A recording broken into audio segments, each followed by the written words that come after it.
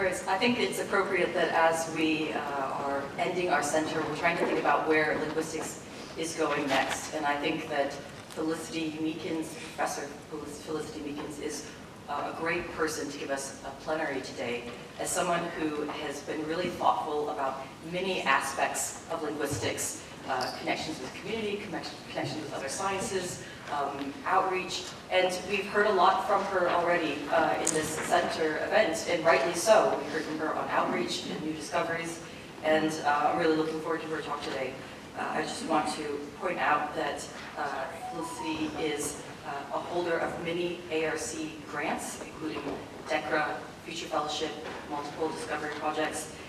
She's a fellow in the Academy for Social Sciences Australia, and she, along with Cassandra Algy, Linda Blomkamp, and Xiaohua, is a recent winner of the prestigious Eureka Prize. And we're very lucky to have her present to us today, and I think that we're in good hands for the future of linguistics. Thanks, Felicity.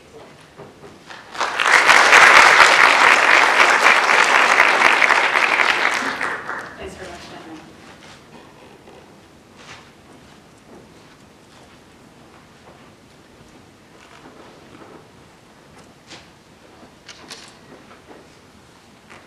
Okay, so in Australia we have a custom of acknowledging First Peoples on the country where we meet.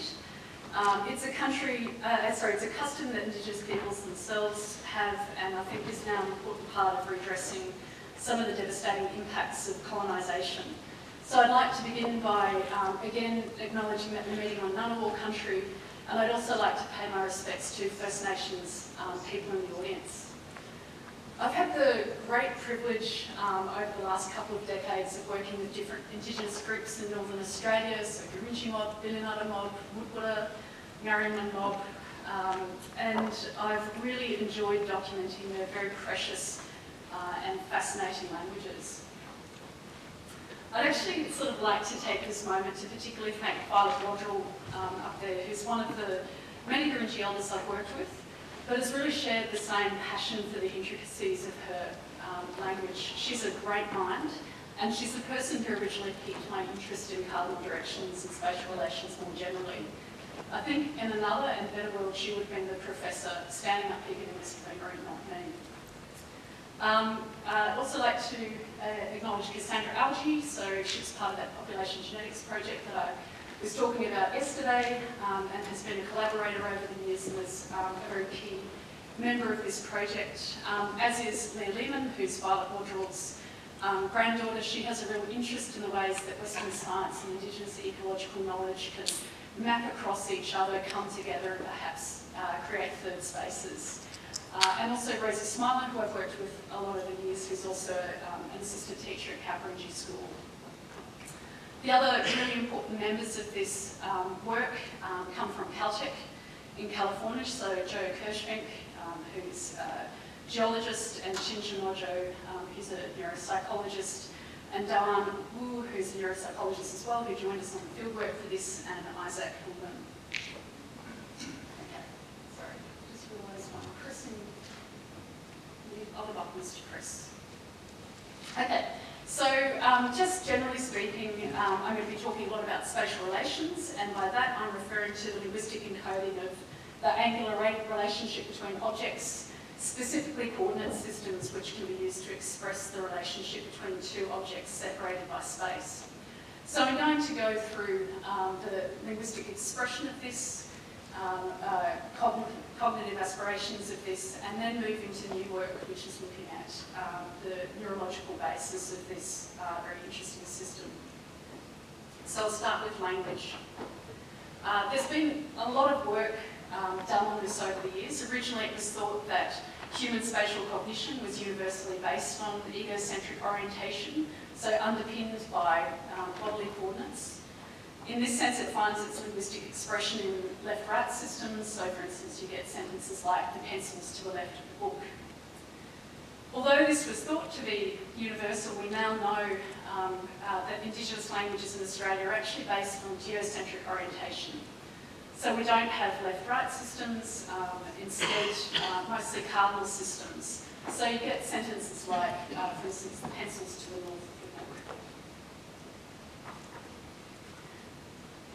These cardinal direction systems are really pervasive right across Australia. In other parts of Australia you get river drainage systems, you also get other kinds of systems. And in some parts of Australia you actually get both systems working together.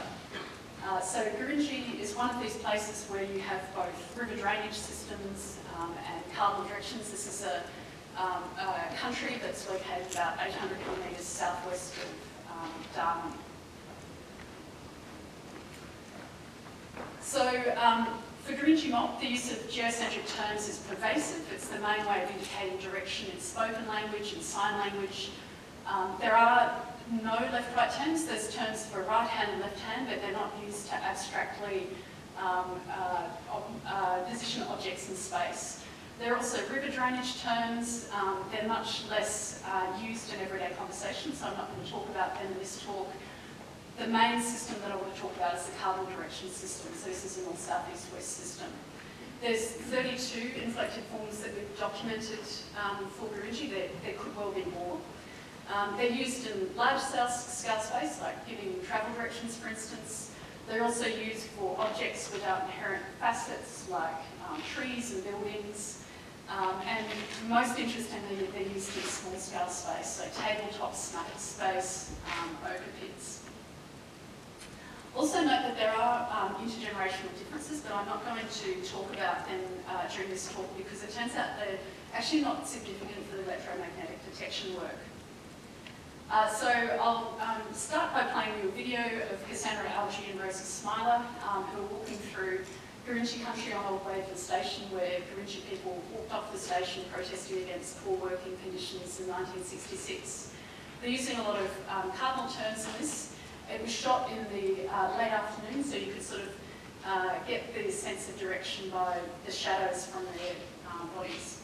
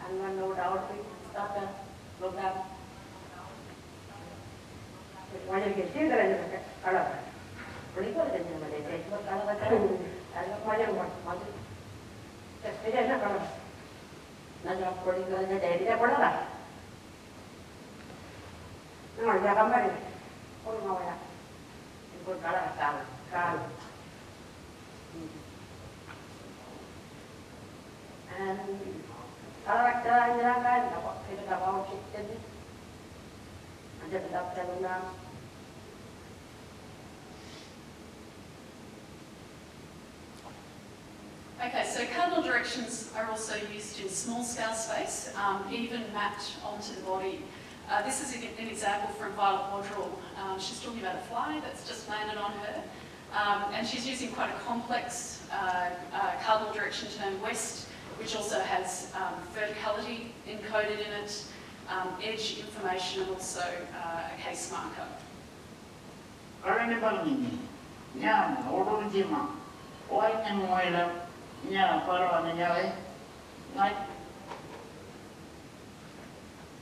Anyway, the sound seems to be a bit cut off there. Okay, so we've looked at this use of cardinal directions in small scale space experimentally. So we've been using the man and tree games, which were developed by Steve Levinson's group at the NPR Nightmare. Man and tree games require a director to describe in detail the position of a man and tree without using demonstratives and pointing. So English speakers tend to use left-right terms, talking about the man, for instance, to the right or left of the tree. Gurindji adults use cardinal direction terms entirely, so they'll say things like the man is to the south of the tree. And interestingly, Gurindji children also use cardinal directions, but one of their main strategies is actually using landmarks, and I think what is a quasi-geocentric way. So we're not sure at this point whether this is a part of language shift or it's a developmental phase that children go through. As well as speaking in small scale space, signing in small scale space also involves geocentric orientation. So I want to show you a direct match task that was designed by Jenny Green and I for the local sign language, Daga. This is a sign language that's used by Gurindji people as an auxiliary sign language, but it's also developed a lot more recently due to younger deaf members of the community. So this is actually one instance where the older members of the community actually said to me, go talk to those young ones, they're the ones who have the real sign language. So this is a sort of unusual situation, documentation situations. So in this particular task, many participants spoke and they co-signed because there were some of them were hearing participants, some were deaf. So this is a set of pictures that were designed so that cardinal directions are not useful for distinguishing some cards. Pay particular attention to two sets of cards with vehicles going to Darwin or Elliot, but orientated left and right within that space. So this is a snippet of video where Lisa Smiler's the director. Her main strategy to express directions in language and sign for the whole task is cardinals. But when she gets up to the first Darwin card, which is where this particular excerpt starts, it causes some confusion for Cassandra, who's the matcher. So Lisa switches to pointing left and right to distinguish the ambiguous Elliot cards, but she never uses the English terms left and right. Nhà muri ka akhwara ke on kay ataon di sini balai kan pada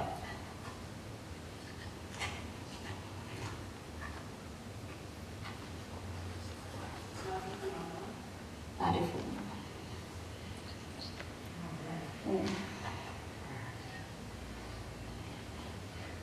nhà akhwara ke namun elit di kana nana jan koya nyawa ma jago nalit kiri kan.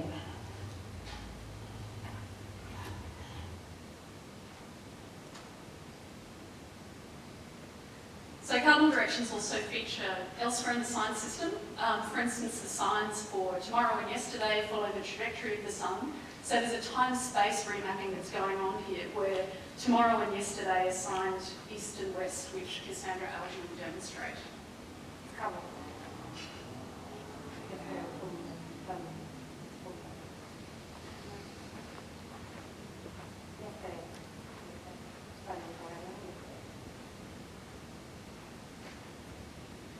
Okay, so cardinals dominate the linguistic system. The next question is whether they're reflected cognitively.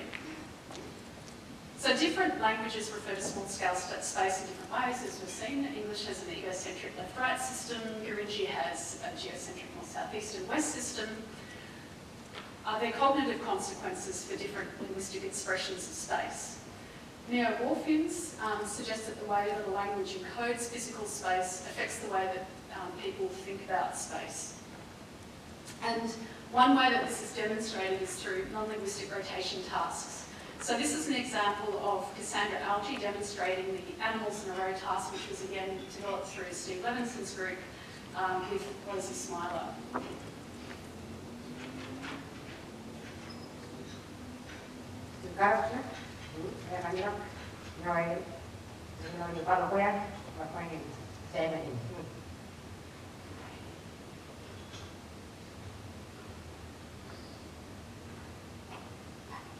Yes, kayaknya forum like kamera, pasal pusat terpaising mana dia kamera po, pura, tapi kamu pasal mana forum apa dah same mai, mana kan?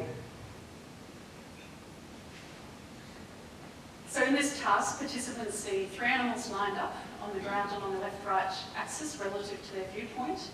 The three animals were drawn from a set of four animals. Participants are then instructed to memorise the animals, turn 180 degrees and walk ahead. In this particular task, Cassandra then picks up three animals and hands them back to Rosie along with the fourth animal and instructs her to reconstruct the sequence the same way in Gurindji Creole. Each participant performs 5 tasks of the trial with different configurations of the 4 animals, and then we code the trials as either viewpoint independent or viewpoint dependent, depending on how the participants arrange the animals. So in this task we had 7 Gurindji participants across 3 generations, and we found that participants gave strong viewpoint independent responses, which was really indicative of geocentricity. Interestingly, participants with a tertiary education, so this is a Western-based, English-based education, gave significantly more viewpoint-dependent responses. We talk about this in detail in this paper, but generally speaking, we think of it as a result of exposure to English and associated literacy practices. So you can sort of think about people as being biocognitive in the same way that they might be bilingual. This attention to cardinal directions has cognitive effects that show that Gurindji people have a mental map of the world, probably anchored in the trajectory of the sun, but which is in constant operation, regardless of what time of day it is. Okay, so we're seeing that Gurindji people have a spatial reference system which is based on cardinal directions. It's used pervasively at ease in everyday life. There's also different kinds of cultural practices which also reflect this attention to geocentric cues. We've also seen that the linguistic and cultural mental map of the world is reflected cognitively. So these cardinal directions are based on the sun's trajectory, but in this new work that we're doing, we've been wondering whether it's possible that Gurindji people might have also made associative links with the Earth's magnetic field. So the question is whether there's a neurological basis to this ability, a magnetoreception sense that's akin to touch, sight, and other kinds of human senses. It's been long recognised that some bird species have a remarkable ability to find their way home. We all know about homing pigeons. Their impeccable sense of direction is the result of being able to detect the Earth's magnetic field. We also find this in bacteria, bees, salmon, rats. Even dogs align their body on a north-south axis when they're marking out their territory. And they can locate magnets in 3 alternative force choice experiments. This ability comes from magnetite crystals in the brain, which have a deep evolutionary history, and humans also have the same magnetic crystals. So the question is whether humans also have a magnetoreception sense. Okay, so this is something that's been explored for quite a while. In 1980, Baker conducted a study at the University of Manchester where students were blindfolded, driven around in convoluted routes, and they'd stop the bus and then ask participants which direction they came from. And they actually got significant results. But since then, nobody's been able to replicate the results. So for instance, there was a Gould and Abel study that followed soon afterwards at Princeton University, and they couldn't get participants to have any kind of understanding of where they'd come from. Fast forward 20 years and a lot of technology later, a group at Caltech has been working on the same problem. So Wang et al., this is part of Joe Kirschfink and Shin Shimojo's groups, wanted to see if there are passive brain responses to the Earth's magnetic field that didn't involve other senses. So not the visual field or the vestibular system. The vestibular system is the sensory system that's responsible for providing our brains with information about motion, head position, spatial orientation. It's also involved with other motor functions that allow us to keep our balance, stabilise our head and body during movement and maintain posture. So Wang et al. Wanted to tap into what they were imagining were very subtle brain responses at a subliminal level. So participants sat in a Faraday chamber. It's soundproof, there's no light, and it's used to control the Earth's magnetic field. Inside is a nested 3-axis coil set which can manipulate the magnetic field in small ways, which imitate the way that it might be when somebody's moving around, but the vestibular system isn't being activated because the participant's sitting there passively. Then participants are tested to see if they can unconsciously detect changes to the magnetic field. They did this by using 64 channel EEG, so they were measuring alpha waves, and the reason for the alpha wave is it's the dominant electrical signal produced by the brain when you're awake with your eyes closed in a relaxed state. It sits at around 10 hertz. But when one of your senses is activated, like the visual, smell, auditory field, then the alpha wave is suppressed. So in a sense, this is the brain's signature for detecting senses and moving attention towards them.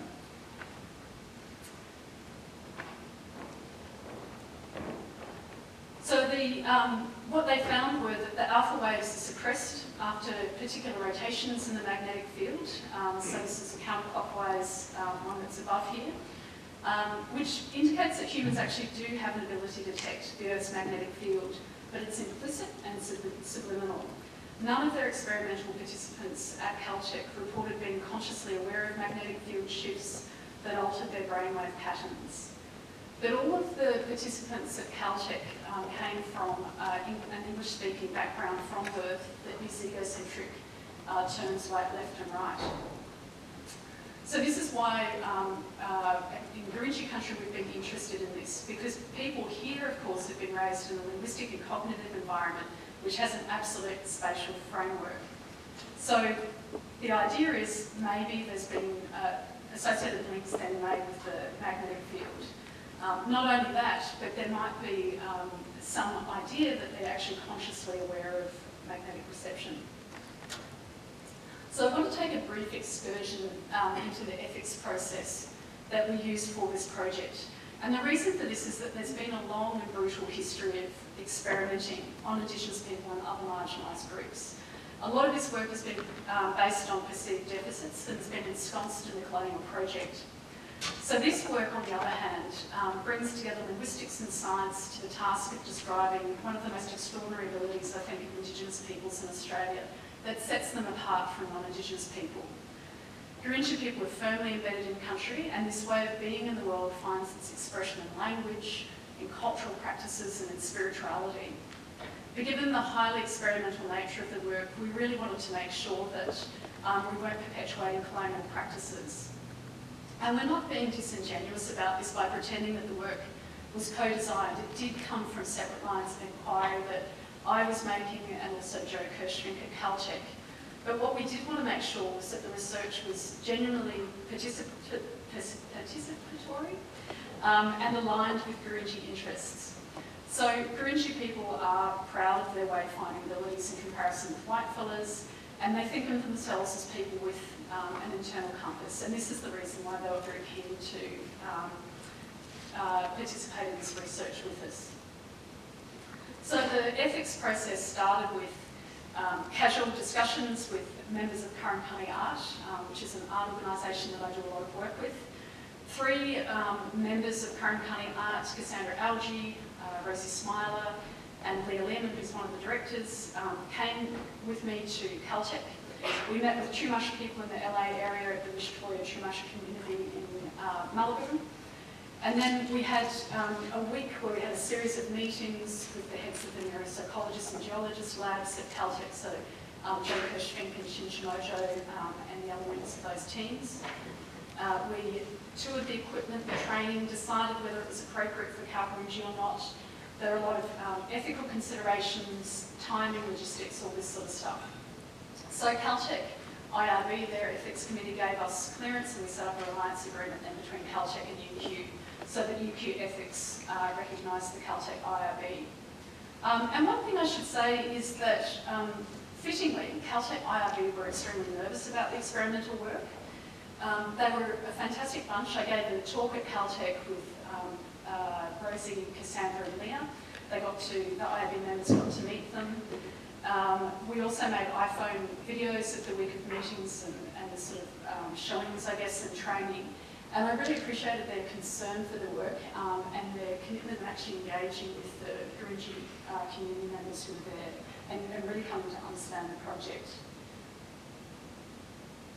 Okay, so then we wanted to communicate this project with the broader Gurindji community. It had to be done visually, because how else do you explain EEG and other experimental methods which are pretty confronting and really easy to misinterpret? So we worked with a filmmaker to make a 4-minute YouTube video that was based on the footage that we had from the Caltech trip. So for instance, Joe Kirschvink in this video speaks English. It's dubbed into Gurindji Creole and then subtitled in English. Cassandra Algie dubbed the general information. Rosie Smiler dubbed her being kitted up in EEG cap with electrodes and doing behavioural tasks in the modified Faraday chamber.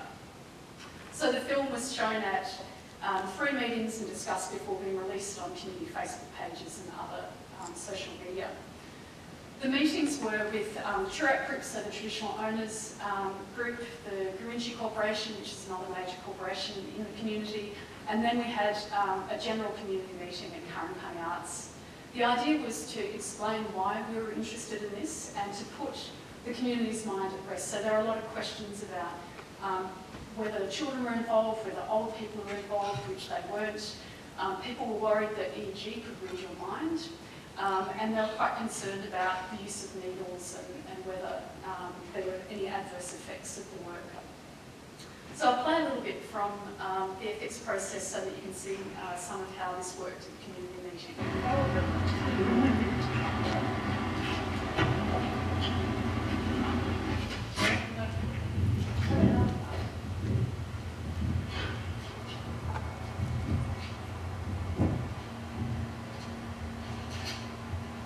Putting the sides up. Kalau adik-adik malu, jangan orang yang ibu, and then this one study like testing. We did that. Kalau the brainwaves, para penguji sama semuanya. Untuk para yang mau keluar dan mesin yang merinuan mesin yang itu yang and if you want to kind of that thing here, what I think they want to come back. Yes, sir. Yeah, that's how yesterday you said, well, come and watch out Caracana. Then we'll build up my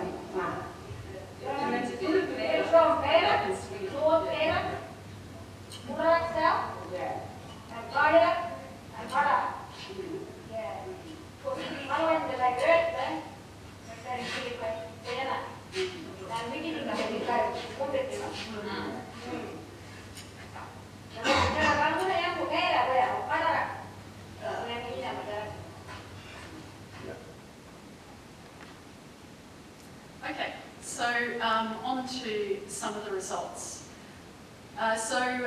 With the Faraday chamber, in all of these tasks, the participants were facing north, and the magnetic field is rotated 30 degrees northeast or northwest. There were two kinds of tasks that we did. So we did passive tasks, which are replicating the tasks at Caltech, and we're also doing behavioural tasks, which actually have already been done at Caltech as well. So on both of these tasks, the magnetic field was orientated downwards, which is imitating the northern hemisphere, so this is so we can get comparable results with the Caltech experiments. We also had the magnetic field upwards, which imitates the southern hemisphere. But interestingly, we didn't actually get any effects of the upwards and downwards fields in these particular studies. All of these studies were done with EEG. We don't have the EEG results yet, just sort of saying that as a preliminary thing. But our expectation is that the brain's alpha rhythms will decline somewhat after the shifts in the Earth magnetic field. And we also look at it the same period after the no-shift event, so we've got something as a control. There is a lot more to the brain than alpha waves. This is just one thread that we're following that we've been able to tease out so far. We're also looking for other activity signals as well, which might give us a better idea of what the brain's doing. So in the first set of tasks, these were the passive tasks, are about 5 minutes each, and in each of those trials, the field either stayed the same as the last trial or it rotates to a different position. We have EEG data. The next 2 dot points are incorrect. There's a comparative Caltech data set, and this is the Wang et al. Paper where they did get some good performance in the passive tests. We've also done behavioural tests, so these again were these were longer ones, so they were 15 minutes. And each of these trials, the field either stays the same as in the last trial, rotates again. 3 seconds later, you hear a beep sound and the participant needs to press a button, and the buttons are corresponding to east and west. Again, we've got EEG from this, but it's not yet analysed. But one thing to point out is that the Caltech participant results were totally random. So on this particular plot here, you can see the 3 lines of significance on either side, and you can see all of the participant results, the green squiggly lines in the middle, and you can see that they're within those significant bands, so there's no significant results.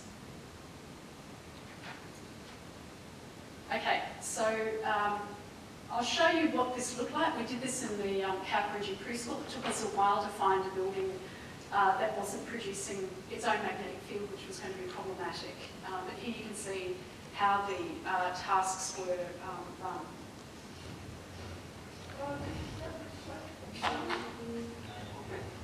So you will be in here. It's about 45 minutes in here. There's going to be 4 things that we do. So 15 minutes, 15 minutes, 5 minutes. Yeah. And so part of it. Okay, so just turn around. Yeah, hold the chair out of the way.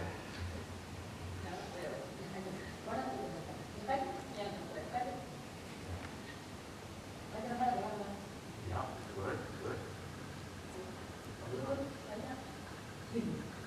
One more. Okay, now you can come up. Oh, yeah, perfect. Okay. Got it. And now you stand up, and I will put the chair under you. Okay. Got it. Lisa and Rosie. Oh, you made it. So just to explain. So those of us from California, when we are in this this frame, the frame changes the magnetic field, but actually we don't feel anything. And when we try to guess, we're always wrong. So when we came here because we thought maybe some Gurindji might be able to feel something when we change the field inside. So actually we don't know what you might feel. Maybe it has something to do with the way you feel direction. So because right now is north. But maybe when we turn the lights off, when you close your eyes and we start to move things, you might feel like the direction changes. Like maybe something moves this way or this way. So, actually, let's turn it like this. So, if you feel like north is no longer here, but a little this way, then press this button. If you feel like it goes this way, then press this button. Okay, so with the EEG task, we had 42 Gurindji people participate. They did 100 trials of each of these. Of the behavioural tasks, and again, we don't have the EEG results yet, we had one participant who gave a really incredible performance. So you can see that purple line in the 0.001 band, and 4 participants who also gave significant results. So that was in the behavioural task. So they were sitting there and they could detect which way the magnetic field was operating and push buttons correctly depending on which way it was going. The other thing that we haven't yet analysed from this data are the sort of straights. So there were clearly some participants who would get a whole bunch of correct answers at once and then they kind of lost it. So what we're trying to do is not just look at the overall results, but also the straights of correct or incorrect results as well. Okay, we also did a couple of other tasks, and these were actually designed during COVID when we couldn't do the EEG work. So this first task was a shell magnetic task. The way this worked was there was a table with 4 cups sitting on it, so they had cards A, B, C, D, one with the magnet, the other with equally weighted discs. I rolled the dice, put the magnet under a cup, which the number of the die matched to the letter on the card, walked out of the tent. Cassandra then walked in, re-rolled the die, moved the magnet according to the number on the corresponding movement card, and then I walked back in with the participant and then they chose the cup. So we had 99 people do this task. They did 10 trials of it.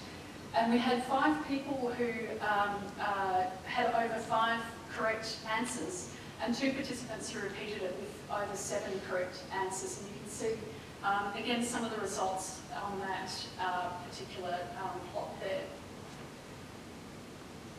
We then did a more sort of electronic version of this game where we had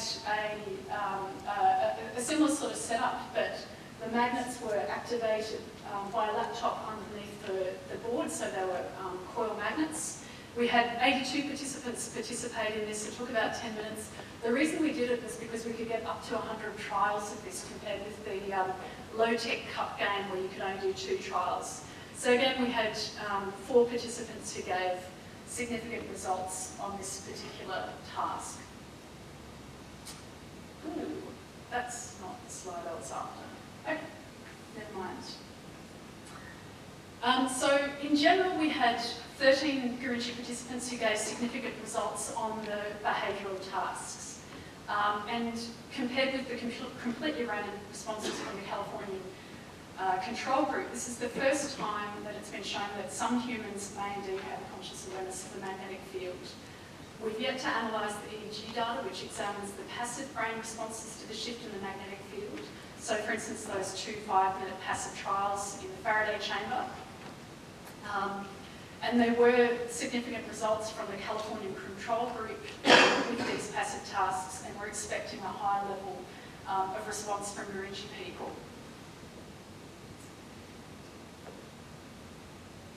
So note that not all Gurindji people, of course, had showed a conscious awareness of the magnetic field on all of these tasks, and this is akin to some people having great eyesight, other people not, some people having good hearing, other people not.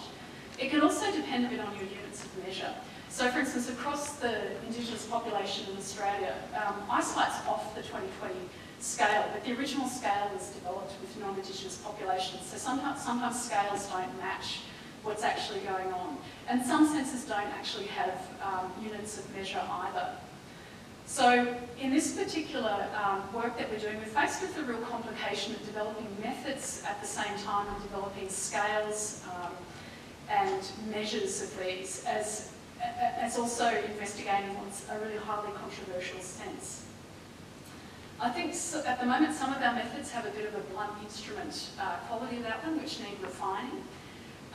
And we also need to understand much better how the brain responds to the Earth's magnetic field by measuring this beyond alpha waves.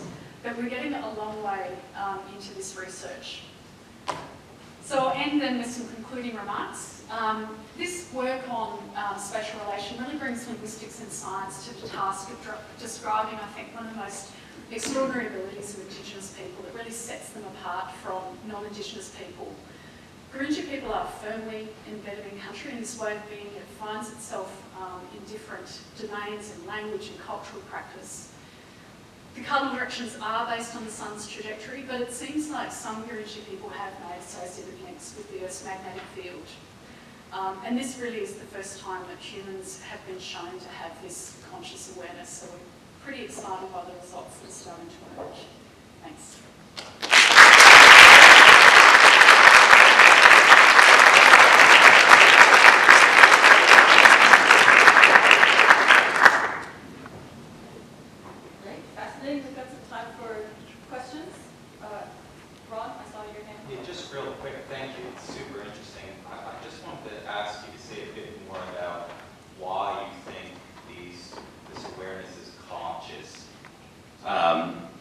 Because, I'm not sure if you're familiar with, say, the blind sight experiments where, there are these 2 visual pathways, and although a person has no conscious awareness of where an object is in front of them, if you ask them to make a decision, they will do better than chance.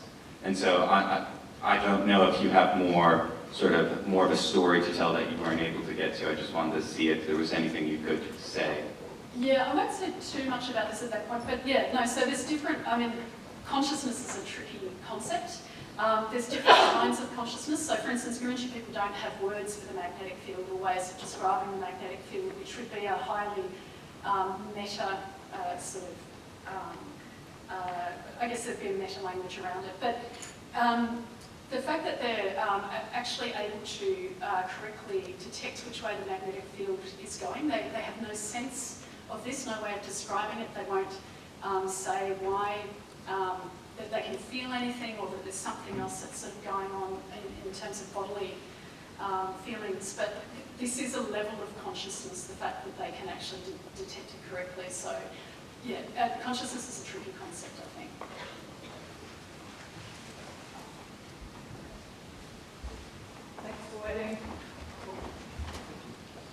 Thank you. That's very exciting.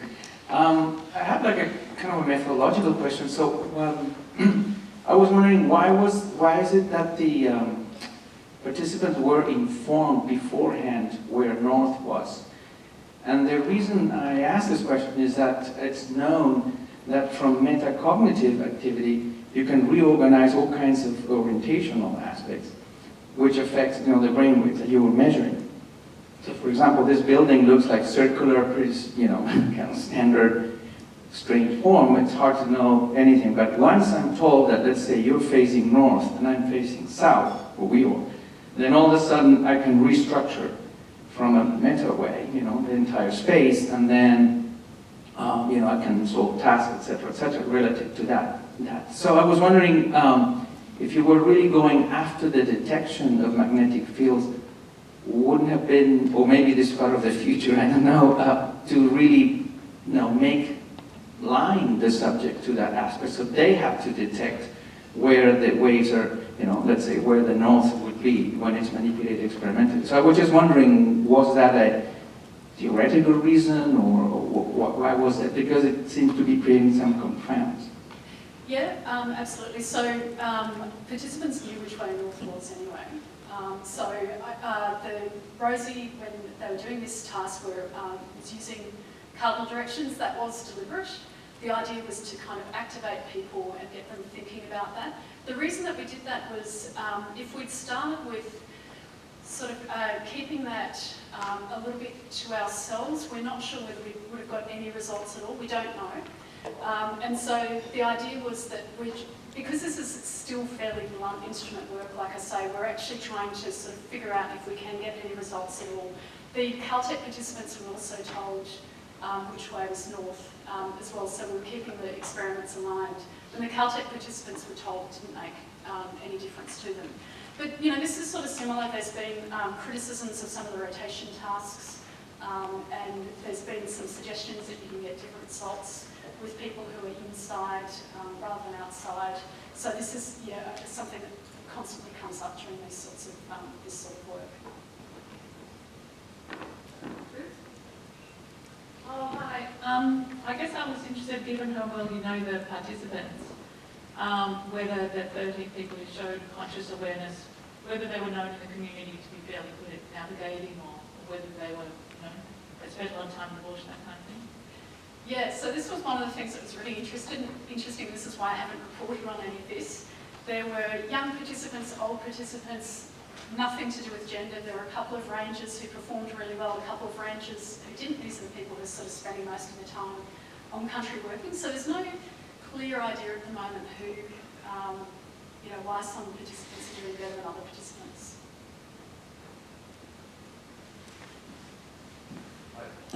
You mentioned that some people were doing better, and you compared that to vision and hearing.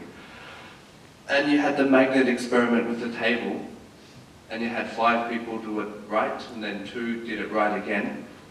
And then you had the other experiment with the laptop magnet, and you had 4 people do it right. Were the 4 people that did it right the same people that did it right? I was hoping that somebody would ask that. So we have some. So of the overall, I think 12 participants were giving really interesting responses.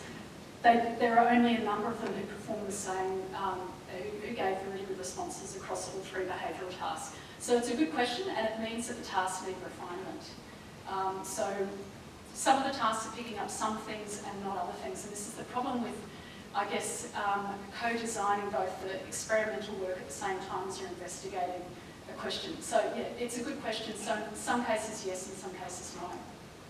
Thanks. Yep. Yeah. I got to need a mic. The system's about. Oh, yeah, okay. So the recording. Thanks for waiting. Thanks. I've got 2 questions. The first is whether people reported anything about what they felt, how it felt differently. You're just shaking your head, so let's answer that one. Second one, you talked about the relation of language to mind to brain. So one might expect that in using language, whether speaking or hearing, and in using words built around the compass directions, that might activate some of the parts of the brain that are responsible for the effects you were finding. Have you got, and you talked about current methods being a blunt instrument, have you thought about ways that you might investigate the direct link between linguistic choices, like the cardinal terms, and the magnetic brain receptors that you were looking at? EEG is quite direct. There are other kinds of methods that we can use. So, for instance, there's MRI. One of the problems with MRI, apart from getting it to the field, and also getting participants to an MRI machine in a major city with a hospital is not really going to work this sort of work anyway, is that all of this seems to be centred around magnetite crystals in the brain. And one of the problems with MRI is that when you put people in an MRI machine, it actually realigns those crystals, and that effect lasts for about a year. It does wear off, but it lasts for about a year. So we're actually screening participants to make sure they haven't been through MRI machines. So in terms of methodologies to try and sort of really, I guess, get much more direct links between sort of mind, language, and the brain, the EEG seems to be the best method to do this.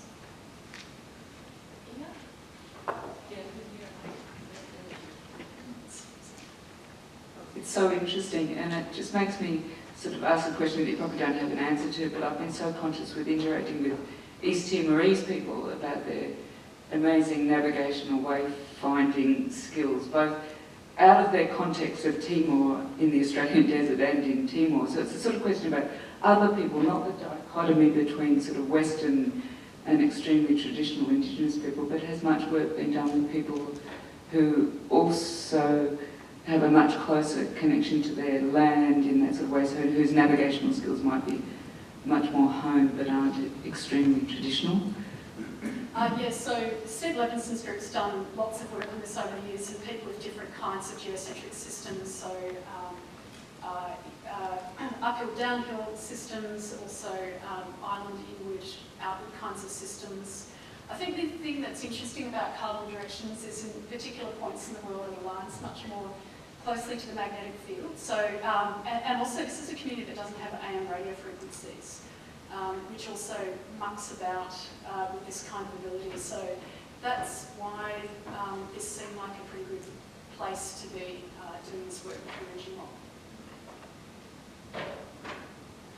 Felicity, I thought this was just wonderful, something I dreamt of doing, or something like it. I just wanted to remind you of John O'Keefe's work. He's a neuroscientist who's shown the sort of fundamental mammalian spatial system relies sort of deep inside the cortex in the hippocampus, which is not really an accessible organ to, I think, EEG because it's too remote from the surface of the scalp. But the prediction from his animal work would be that there is an enlargement of the hippocampus in Gurindji focus.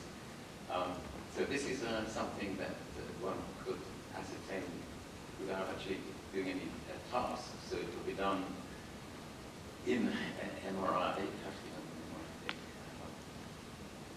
But where people simply do some passive tasks, there is that because you can see the brain, get image of the brain structure, that actually involves some particular task. So I think that needs to be open. It would still be of interest if people are going they had an MRI for some other reason to see what they can keep track. I think it would be very interesting. It's just for example, London taxi drivers have this kind of enlargement of the campus, entirely based on the experiential keep track of places. And incidentally, the campus is linked to episodic memory, and therefore to a lot of the kinds of things that involved in country. So I think it would be interesting. Yeah, thanks. Judith, you.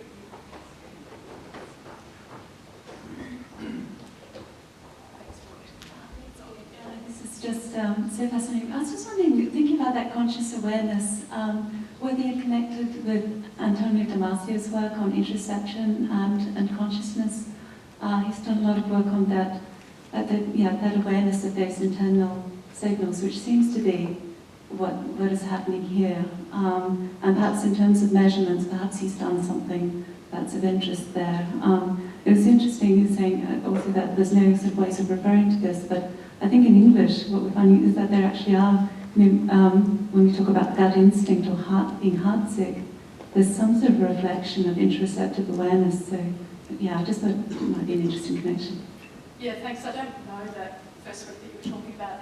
Yeah, certainly in the language itself there's a lot of different kinds of feelings and emotions that get linked to body parts. There's nothing that any of us have ever noticed, Gurindji well included, because we've just spent quite a lot of time talking about this, that relates to the magnetic field. And actually when we were going to Caltech, and one of the artists, Leland, wanted to do a work for the Chumash community as a gift, she was sort of thinking about how to relate it to the project, and actually painted a story about an old man who could conjure up winds, and that was her way of showing on canvas in the southeast and west, but doing it through a perceptual system that there is a language for. So it seems like in language we haven't sort of struck on anything that does relate to magnetic field. I think we're at the last question, Ellie. You mentioned there was at least one set of twins involved in the study. Were they identical, and were you able to compare their results? No, they're not. And one of them was Rosie Smiler, who was one of the part of the team. So we didn't use people's results. You don't use the team results in the results anyway. So, but also not identical. We might have time for one more question, and I have a question, which is just a minute. So there was some talk about everybody's got these crystals in their brain, or is it like eyesight where you have good eyesight or not, or are you like a taxi driver where experience can enlarge things? Do you think this is something learnable, trainable, or is it just in you or not in you? Well, we have recently tried to sell it to the NIH in the US funding scheme as something that is learnable. So I guess the idea is that if all humans have magnetite crystals in our brains, why is it that myself as an English-speaking person can't do this? Was it that at some point, languages in an evolutionary sense all had much more geocentric systems, and we've shifted to egocentric systems, maybe with really sedentary agricultural practices, living in built-up environments and this sort of thing? I don't know. So yeah, those connections between, I think, neurology and the brain and other kinds, the brain and other kinds of cultural practices and language needs to be teased out a lot more. And there are lots of people doing this kind of work, trying to triangulate this sort of stuff. So yeah. Thank you very much. Thanks.